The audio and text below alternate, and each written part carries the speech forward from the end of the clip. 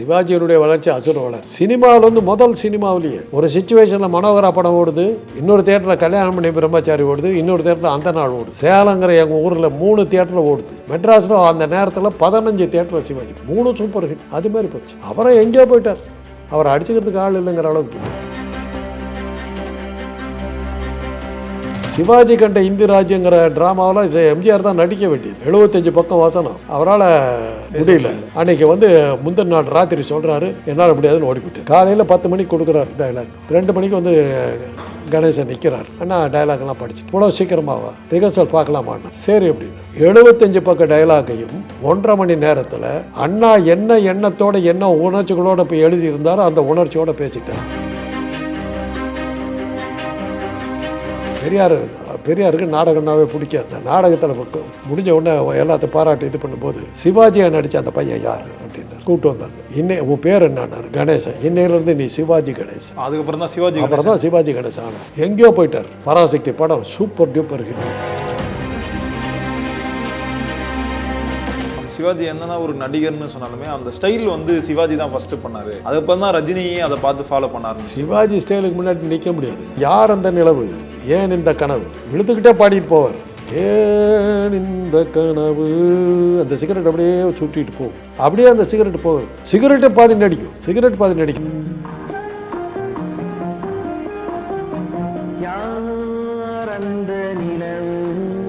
அதே மாதிரி ஹாலிவுட் நடிகருமே வியர்ந்து பார்த்தாங்க சிவாஜி. பிரான்ஸில் அந்த நவராத்திரி படத்தை பார்த்துட்டு அவங்க முழிச்சானுங்களே. இதில் என்ன இருக்குது, ஒரு 9 கேரக்டர் வந்து எல்லாம் பட்டு போது இதை வந்து என்னத்து காட்டுறீங்க. இன்னைக்கு அந்த 9 ரோனும் வந்து ஒரே ஆள் தான் பண்ணாங்க. அப்புறம் தான் அவங்க வந்து படத்தை இன்னொரு தடவை போட்டு இவ்வளோ ஒரே ஆளா அப்படின்னு அவங்க கேட்டு ஆச்சரியப்படும். அப்புறம் தான் ஷெவாலியே டைட்டில். வேலூரில் ஒரு பொதுக்குழு கூட்டம் நடக்குது. அந்த பொதுக்குழு கூட்டத்தில் என்ன நடந்தது இன்னைக்கு ஒன்றும் தெரியாது. அந்த பொதுக்குழு கூட்டத்துக்கு பிறகு தான் அண்ணா விட்டு ஈவிகே சம்பத்து, சிவாஜி கணேசன் எல்லாருமே அப்படி பெரியறாங்க. சிவாஜியினுடைய அரசியல் இதில் வந்து அன்னைக்கு திராவிட இயக்கங்கள் பெருசாக வளர்ந்துக்கிட்டு இருக்கிற நேரத்தில் ராங் டைமில் போய் காங்கிரஸ் விழுந்துக்கிட்டு இருக்கிற நேரத்தில் ஒரு காங்கிரஸில் போய் சேர்றாரு. இந்த புகழ் பூரா சிவாஜிக்கு வந்திருக்கும், எம்ஜிஆருக்கு போச்சு.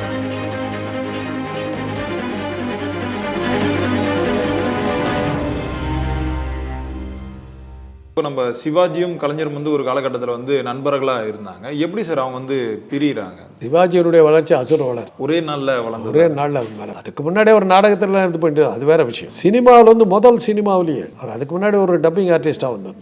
நிரபராதிங்கிற ஒரு தெலுங்கு படம் டப்பிங் பண்ணும்போது அதனுடைய கதாநாயகன் முக்காமலா அப்படிங்கிறவருக்கு சிவாஜி தான் டப்பிங் கொடுத்தார். அதுக்கு அந்த படத்தை விமர்சனத்தை இது பண்ணும்போது அந்த பத்திரிகை எழுதுச்சு, அந்த கதாநாயகனுக்கு குரல் கொடுத்த ஒரு குரல் அவ்வளோ அற்புதமாக இருந்தது. டப்பிங் பற்றி விமர்சனம் வந்து அவருடைய ஆளே தெரியாத போதே சிவாஜிக்கு பேர் வந்து பராசக்தி வந்தோன்னு உச்சத்துக்கு போயிட்டார். அதுவரையிலும் எம்ஜிஆர் போன்றவர்கள்லாம் காங்கிரஸ்காரர்களாக இருந்தாங்க.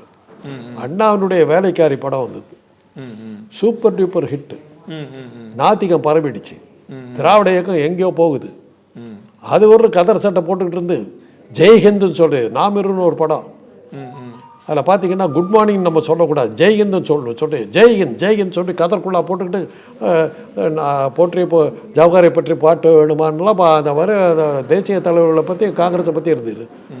வேலைக்காரி படம் வந்தது. நாத்திக கருத்துக்களும் திராவிட இயக்க கருத்துக்களும் பிச்சுக்கிட்டு போச்சுன்ன உடனே கதர் சட்டையை கழட்டி போட்டாங்க. கடன் கதரை பார்த்துனாங்க. அது ஒரு நெத்தியில் திருநீரும் இது குங்குமம் போட்டு வச்சு சுற்றிக்கிட்டு இருந்த எம்ஜிஆர் திராவிட இயக்கத்துக்கு வந்து சேர்ந்து உடனே திராவிட மக்களுக்கு மாநாடு நாடகங்கள்லாம் நடிக்க ஆரம்பித்தார். சிவாஜி கண்ட இந்தி ராஜ்யங்கிற டிராமாவில் எம்ஜிஆர் தான் நடிக்க வேண்டியது. 75 பக்கம் வசனம். அவரால் முடியல. அன்றைக்கி நாளைக்கு ட்ராமானாக்கா அரங்கேறுது. திராவிட கழக மாநாட்டில் ராத்திரி 10 மணிக்கு அரங்கேறுதுனாக்கா அன்றைக்கி வந்து முந்தின நாள் ராத்திரி சொல்கிறாரு என்னால் முடியாதுன்னு ஓடிவிட்டார். அண்ணாவுக்கு என்ன பண்ணுறது இல்லை, அண்ணா தான் கதை வசனம். அப்போ சிவாஜி வந்து நாடகம் இதெல்லாம் சரியாக இல்லாமல் திராவிடன் அவருடைய அண்ணாவுடைய இப்போ அலுவலகத்தில் பைண்டராக வேலை பார்த்துக்கிட்டு இருக்கார். அவர் ஒரு நாடக நடிகர்னு தெரியும். அவர் உடனே கூப்பிட்டு கணேசா நாளைக்கு ராத்திரி ட்ராமா, அதுக்குள்ளார எவ்வளோ முடியுதோ இது பண்ணி நம்ம அட்ஜஸ்ட் பண்ணிக்கலாம் அப்படின்ட்டார். காலையில் 10 மணிக்கு கொடுக்குறாரு டைலாக். 2 மணிக்கு வந்து கணேசன் நிற்கிறார். என்ன கணேசன்னு அண்ணா கேட்குறாரு. அண்ணா டைலாக்லாம் படிச்சுட்டு இவ்வளோ சீக்கிரமாவா ரிஹர்சல் பார்க்கலாமான்னு? சரி அப்படின்னு 75 பக்க டைலாக்கையும் 1.5 மணி நேரத்தில் அண்ணா என்ன எண்ணத்தோட என்ன உணர்ச்சிகளோட போய் எழுதியிருந்தாரோ அந்த உணர்ச்சியோட பேசிட்டார். அண்ணா ஆடி அலண்டுட்டார். ராத்திரி அப்படியே மேடை ஏறுறாங்க. பெரியார் தலைமை. பெரியாருக்கு நாடகம்னாவே பிடிக்காது. அந்த நாடகத்தில் முடிஞ்ச உடனே எல்லாத்தையும் பாராட்டி இது பண்ணும்போது சிவாஜியை நடித்த அந்த பையன் யார் அப்படின்னார். கூப்பிட்டு வந்தாங்க. உன் பேர் என்னன்னார். கணேசன். இன்னையிலேருந்து நீ சிவாஜி கணேசன். அதுக்கப்புறம் தான் சிவாஜி அப்புறம் தான் சிவாஜி கணேசன் ஆனார்.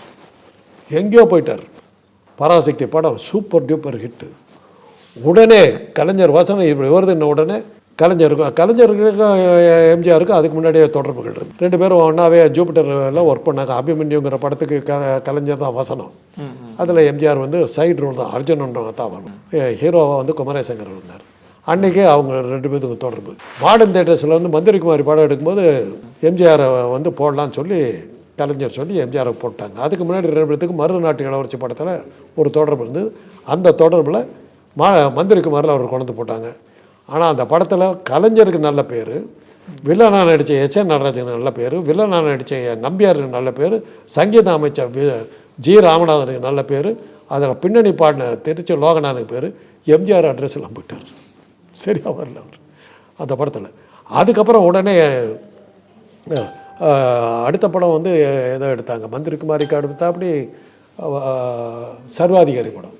சர்வாதிகாரி படத்துக்கு திராவிட இயக்கத்தில் இருந்ததுனால ஆசை தம்பி தான் கதை வசனம் அவரை வந்து போட்டு எடுத்தாங்க. அப்புறம் வந்து இவங்க 2 பேரும் ஒன்றா சேர்ந்தாங்க. எம்ஜிஆர், கலைஞர், PS வீரப்பா 3 பேரை சேர்ந்து மேகலா பிக்சர்ஸ்னு ஒரு கம்பெனி ஆரம்பித்து பராசக்தி வந்த உடனே நாம்னு ஒரு படம் எடுத்தாங்க. பராசக்தி வந்த உடனே எடுத்த ஒரு படம் எப்படி ஓடி இருக்குன்னா 1 வாரம் கூட ஓடல. Super duper flop. என்னை பொறுத்தவரை எம்ஜிஆர் நடித்ததில் ஒரு அருமையான படம். அந்த நேரத்தில் அது எடுபடல, சூப்பராக ஃப்ளாப் ஆகிடுச்சு. அதுக்கப்புறம் மேகலா பிக்சர்ஸை வந்து கலைஞர் கொடுத்துட்டு அவர் எம்ஜிஆர் பிக்சர்ஸ். கணேசனுடைய வளர்ச்சி பெருசாக அபரிமிதமாக இருந்தது. அந்த நேரத்தில் வந்து கலைஞர், சிவாஜி கணேசன் இவங்கெல்லாம் வந்து சீனியர் தலைவர்களாக மிஞ்சிக்கிட்டு போயிட்டாங்க. அந்த நேரத்தில் தான் வந்து ஒரு பெரிய தகராறு வந்து கலைஞர் சினிமாக்காரர்களுக்கு அதிக இடம் கொடுக்குறாருங்கிற மாதிரி அண்ணாவுக்கு ஒரு செய்தி போயிருச்சு. பிரச்சனை வந்தபோது வேலூரில் ஒரு பொதுக்குழு கூட்டம் நடக்குது. அந்த பொதுக்குழு கூட்டத்தில் என்ன நடந்தது இன்னைக்கு வரலாம் தெரியாது. அந்த பொதுக்குழு கூட்டத்துக்கு பிறகு தான் அண்ணாவை விட்டு EVK சம்பத்து, சிவாஜி கணேசன் எல்லாருமே அப்படியே பிரிகிறாங்க. அன்றைக்கி அது என்ன நடந்ததுன்னு தெரியாது. அவர் சிவாஜி வெளியில் வந்து அப்படியே நேராக காங்கிரஸில் போய் சேர்ந்தார். அப்படி தான் அவர் வெளியே போனார். அந்த வேலூர் மாநாட்டில் என்ன நடந்ததுங்கிறது இன்றைக்கு வரல யாருக்கும் தெரியாது. சரி, ஆனால் அந்த டைம்லலாம் இந்தியாவிலே 7வது பணக்காரர் வந்து சிவாஜி தான் அப்படின்னு சொல்லுவாங்களாமே சார். அந்த அளவுக்கு சொத்துகள் வந்து சிவாஜிக்கு அதிகமாக இருந்தது. அப்படியே போயிட்டே இருந்ததுங்க. சிவாஜியினுடைய தம்பி லண்டன்லேருந்து படிச்சுட்டு வந்துட்டார். அவர் தான் சிவாஜியினுடைய திறமையை காசாக்கணும். எங்கள் அண்ணா நடிக்க வரணுன்னா ஒரு கால் ஷீட்டுக்கு இவ்வளோ அப்படின்னு அது கொடுத்தா தான் அது. அன்றைக்கி இருந்த டிமாண்ட் அப்படி. அவரை முதல்ல சினிமாவில் ஃபிக்ஸ் பண்ணது வந்து அஞ்சலி தேவன் என்று அன்றைக்கி இருந்த பிரபலமாக இருந்த நடிகை. அவங்களுடைய சொந்த படமான பூங்கோதையில் தான் அவர் முதல்ல ஃபிக்ஸ் நடிக்கிறதுக்கு இது பண்ணுறாங்க. ஆனால் அந்த படம் வர்றதுக்கு முன்னாடி பராசக்தி வந்துச்சு. அந்த படத்தினுடைய வேகத்தில் பூங்கோதை நல்லா ஓடி. அப்புறம் வந்து சிவாஜி இல்லைங்கிற மாதிரி ஒரு நிலைமையே இல்லை. மனோகரா வந்து இன்னும் எங்கேயோ போயிடுச்சு. ஒரு சிச்சுவேஷனில் மனோகரா படம் ஓடுது, இன்னொரு தேட்டரில் கல்யாணம் பண்ணி பிரம்மச்சாரி ஓடுது, இன்னொரு தேட்டரில் அந்த நாள் ஓடுது. சேலங்கிற எங்கள் ஊரில் 3 தியேட்டரில் ஓடுது. மொத்தமே 10 தியேட்டர், 3 தியேட்டர் சிவாஜி. மெட்ராஸில் அந்த நேரத்தில் 15 தியேட்டரில் சிவாஜி. 3 super hit. அது மாதிரி போச்சு. அப்புறம் எங்கேயோ போயிட்டார். அவர் அடிச்சுக்கிறதுக்கு ஆள் இல்லைங்கிற அளவுக்கு போயிட்டார். அதுக்கப்புறம் எம்ஜிஆர் கொஞ்சம் கொஞ்சமாக வந்து மலைக்கல்லன் படத்தில் அவருக்கு கொஞ்சம் மதுரை வீரன் படம் தான் எம்ஜிஆர் வந்து ஹீரோ ஆக்கிச்சு. அவருக்கு இதே மாதிரி மதுரை வீரன், மலைக்கல்லன், அப்புறம் பின்னாடி அலிபாபா, இந்த 3 படங்களும் அவரை எங்கே தூக்கிட்டு போயிடுச்சு. அதுக்கப்புறம் அவர் வந்து சூப்பர் ஸ்டாராக வந்துருக்கலாம். ஆனால் சிவாஜியினுடைய அரசியல் இதில் வந்து அன்றைக்கி திராவிட இயக்கங்கள் பெருசாக வளர்ந்துக்கிட்டு இருக்கிற நேரத்தில் ராங் டைமில் போய் காங்கிரஸ் விழுந்துக்கிட்டு இருக்கிற நேரத்தில் ஒரு காங்கிரஸில் போய் சேர்றாரு. காங்கிரஸ்காரர்கள் அவருக்கு சிவாஜி கொடுக்க வேண்டிய மரியாதை கொடுக்கல.